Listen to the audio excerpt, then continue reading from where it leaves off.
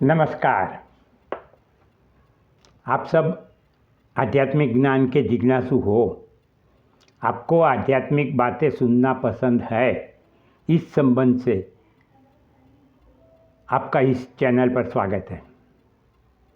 इस चैनल को, इस वीडियो को क्लिक करके बिना सुने मत चले जाना, क्योंकि मैं जैसे और जिस तरह से आपको बातें कहूँगा वो लॉजिकली कन्विंस होके ही रहेगी। आपको समझ में आनी चाहिए। कोई भी चीज़ अंध की तरह हमें स्वीकार नहीं करना है। तो आप वीडियो को पूरी तरह सुनिए।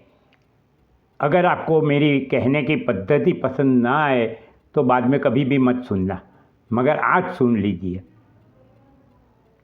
इसके पहले वाले वीडियो में हमने परमात्मा का साक्षात रूप देखा। हम भगवान की पूजा करते हैं, भगवान में श्रद्धा करते हैं, भगवान को बोलते हैं कि वो दयालु है, कृपालु है, वो हमारी सहाय करता है। मगर हम तो सब जितने भी मनुष्य हैं पूरी सृष्टि में, वो सब अलग अलग भगवान को पूजते हैं और उनके मन में अलग अलग मूर्तियों की कल्पना है। कोई भगवान श्री कृष्ण की मूर्ति को पूजता है, कोई भगवान श्री राम की मूर्ति को पूजता है, कोई अल्लाह की मूर्ति, अल्लाह की तो मूर्ति होती नहीं वैसे, मगर अल्लाह कह के पूजता है, कोई भगवान बुद्ध की मूर्ति को पूजता है, कोई जीसस की मूर्ति को पूजता है। तो ये सब क्या है? कितने भगवान हैं? कितने भगवान हैं? भगवान तो एक ही है। एक ही भगवान के सब रूप हैं। तो वो जो एक भगवान है, हमारी कल्पना के नहीं मगर वास्तविक जो एक भगवान है, उनका साक्षात रूप क्या है? तो उनका साक्षात रूप है सच्चिदानंद। सत मतलब अस्तित्व, जिसका अस्तित्व परमानेंटली है, अविनाशी है। ये जो मनुष्य देह है वो सत नहीं है, असत है, क्योंकि वो जन्मता है और मरता भी है, अविनाशी नहीं है। चित्त यानी कि चैतन्य, यानी कि कॉन्शियस प्रिंसिपल, चैतन्य, जिसकी वजह से हमें हर चीज़ का ज्ञान होता है, अनुभव होता है। और तीसरा है आनंद। ये हमने इसके पहले वाले वीडियो में सुना। और हमने उस वक्त एक प्रश्न हुआ था कि परमात्मा का जो तीसरा लक्षण है आनंद, परमात्मा तो नित्य आनंदमय है, आनंद स्वरूप ही है, मगर हम भी आनंद स्वरूप है, मगर हम में से नित्य आनंद प्रकट नहीं होता है। क्यों? परमात्मा के 3 लक्षण में से 2 लक्षण तो हमारे में प्रकट हो ही जाते हैं। सत का मतलब अस्तित्व। अभी मैं बोल रहा हूँ और आप सुन रहे हो तो आप अस्तित्व में तो हो ही। आप अस्तित्व बिना नहीं हो। अच्छा, मैं बोल रहा हूँ तो मैं चैतन्य रूप हूँ, क्योंकि लाश रूप शरीर नहीं बोल सकता है। आप सुन रहे हो तो आप भी चैतन्य रूप हो, क्योंकि आपका भी ये जो लाश रूप शरीर है वो नहीं सुन पाएगा मेरी बातें। तो हम दोनों, या तो पूरी जीव सृष्टि सत और चित्त तो है ही, जितने भी जीवन प्राणी हैं। आनंद तीसरा लक्षण प्रकट नहीं होता है। क्यों प्रकट नहीं होता है? तो मेरा एक लॉजिक जो मैं बताता हूँ आपको, आप सुनो। कि जैसे मैं पैदा हुआ मनुष्य के देह में, तो मेरे में धीरे धीरे समझ शक्ति और बुद्धि का विकास होने लगा। मैं 2-3 साल का हुआ, मेरे माता पिता मुझे बाजार ले गए, मैंने एक टॉय मांगा, खिलौना मांगा, इन्होंने मुझे दिलवाया और सामने वाले दुकानदार को कुछ दिया उन्होंने। मुझे घर आके पता चला कि उसको पैसा बोलते हैं, कि मेरे माता पिता ने खिलौने के बदले में पैसा दिया। दूसरी बार मैंने टॉफ़ी मांगी वो भी मेरे माता पिता ने दिलवाई। उस वक्त भी मेरे पिताजी ने कुछ दिया। तो धीरे धीरे मैं ये समझ में आ गया मेरे को सॉरी, कि कोई भी चीज़ हमें चाहिए तो हमें पैसे की ज़रूरत रहती है। मैं जैसे जैसे आगे उम्र में बढ़ता गया, समझ शक्ति बढ़ती गई, मेरी ज़रूरतें बढ़ती गई, तो मुझे ज़्यादा की ज़्यादा पैसे की ज़रूरत रहने लगी। तो मेरे माता पिता देते थे,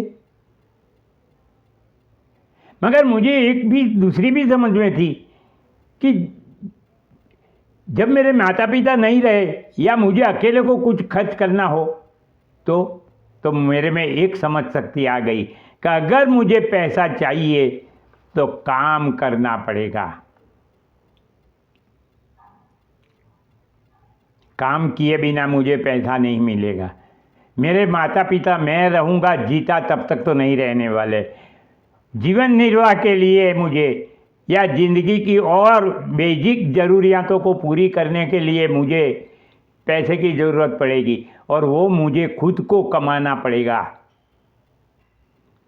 तो पैसे की पहले ये समझ में आया कि वस्तुओं की ज़रूरत पड़ती है, जीवन निर्वाह के लिए भी पड़ती है, शौक पूरे करने के लिए भी ज़रूरत पड़ती है। रहने को घर चाहिए तो भी पैसे की ज़रूरत पड़ती है, खाने को रोटी चाहिए तो भी पैसे की ज़रूरत पड़ती है। मतलब पैसे के लिए, पैसे तो ज़रूरत की वाली चीज़ हो गई, और पैसा चाहिए तो काम करना पड़ता है। ये समझ मुझे 22 या 25 साल की उम्र में आ गई कि जब तक मैं ज़िंदा रहूँगा मुझे पैसों की ज़रूरत रहेगी, और पैसे की ज़रूरत रहेगी तब तक कर्मों की ज़रूरत रहेगी। मेरी ज़रूरियातें बढ़ती गई, शौक़ बढ़ते गए, ज़्यादा पैसों की ज़रूरत पड़ी, ज़्यादा कर्म करने की ज़रूरत पड़ी। तो मैं जैसे जैसे कर्म करता गया वैसे कर्मों का वेग भी बढ़ता गया, और साथ में कर्ताभिमान भी आ गया। कर्ताभिमान का मतलब क्या है कि मेरे सिवा और कौन करेगा, मैं ये काम करता हूँ तो ही मुझे फल मिलता है, जबकि फल देना कर्म तो हम ही करेंगे, मगर फल का अधिकार भगवान ने अपने पास रखा है। मगर फिर भी हम वही हमारी इच्छा अनुसार का फल चाहते हैं कर्म करके, वो हमारा कर्ताभिमान है। तो ये हुआ, कर्ताभिमान हमारे में आ गया। पहली एक समझ से कि अगर मुझे कुछ चाहिए, वस्तु चाहिए, खिलौना चाहिए, कपड़े चाहिए, रोटी चाहिए, तो पैसे देने पड़ेंगे, और पैसा देने पड़ेंगे, पैसे की ज़रूरत पड़ेगी तो मुझे काम भी करना पड़ेगा। काम करने के लिए बाद में धीरे धीरे मेरे शौक़ बढ़ते गए। मैं जिम्मेदारियों की तो पहले जीवन निर्वाह में ही समावेश कर लिया हूँ। जीवन निर्वाह के अंदर जो बच्चों को पालने की, बड़े करने की, पढ़ाने की, शादी करवाए, वो सब जो जिम्मेदारियाँ हैं वो जीवन निर्वाह में ही आ गई है। मगर मेरे अलग भी शौक़ है, जैसे कि कार का मॉडल अलग, अरे ओल्ड हो गया है, मैं नई कार खरीद लूँ, तो ये करूँ वो करूँ, फॉरेन की ट्रिप लगा के आ जाऊँ, ये सब जो है वो एक्स्ट्रा नीड्स है। तो उसके लिए भी मुझे काम बढ़ाना पड़ेगा, और काम बढ़ाते बढ़ाते कर्मों का वेग बढ़ गया। कर्मों का वेग बढ़ने से कर्ताभिमान बढ़ गया। कर्ताभिमान बढ़ने से क्या हुआ? कर्ताभिमान बढ़ने से भुक्ताभिमान आ गया कि मैंने जो ये कर्म किया है उसका फल मेरी इच्छा अनुसार आना चाहिए, तो ही मैं वो चीज़ पा सकूँगा और भोग सकूँगा। तो ये और मेरा अधिकार बन गया कि मैं चाहूँ ऐसा फल मुझे मिले ही। दूसरा क्या हुआ भुक्ताभिमान आने से, कि मेरी चीज़ है, उसी को ही मैं भोग सकता हूँ और कोई नहीं। तो मुझे मेरे में ममता आसक्ति आ गई।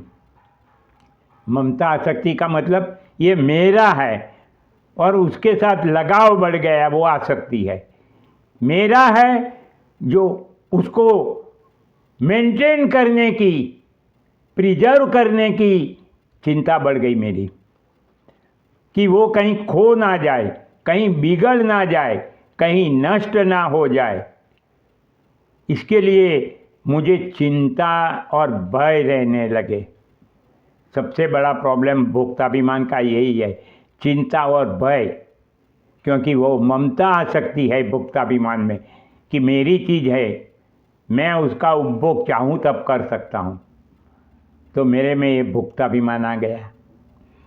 भोक्ताभिमान से एक और भी चीज़ें हुई कि कर्ताभिमान को भी बढ़ावा मिला, क्योंकि मैं अपनी चीज़ों को भोग सकूं इसलिए मुझे ज़्यादा चीज़ें की ज़रूरत रहेगी, ज़्यादा चीज़ों ज़रूरत रहेगी ज़्यादा चीज़ों की, तो मुझे ज़्यादा पैसे की ज़रूरत रहेगी, ज़्यादा पैसे की ज़रूरत रहेगी तो मुझे ज़्यादा कर्मों की ज़रूरत रहेगी, और मैं कर्मों के वेग में फंस गया। कर्ताभिमान आ गया, कर्ताभिमान से भोक्ताभिमान आ गया, भोक्ताभिमान से चिंता, भय और दुख आ गए। बस ये चिंता, भय, दुख की वजह से मैं परमात्मा रूप होकर भी दुखी जीवात्मा की तरह जिंदगी बिता रहा हूँ। उपनिषदों में तो बहुत कुछ कहा है, उसमें तो सब चीज़ों का मूल कामना को ही बताया है, डिजायर्स, अनब्राइडल एंड अनकंट्रोल्ड डिजायर्स को ही बताया है, मगर वो सब चर्चा बाद में कभी करेंगे। मेरे भाइयों बहनों, मेरी बात सुनो। आपको अगर मेरी समझाने की ये बात पसंद आई हो, आपको आध्यात्मिक ज्ञान में जिज्ञासा है और उपनिषद, भगवद गीता या कोई भी ग्रंथ आपको सुनने की इच्छा हो, तो इस चैनल को सब्सक्राइब अवश्य कीजिए।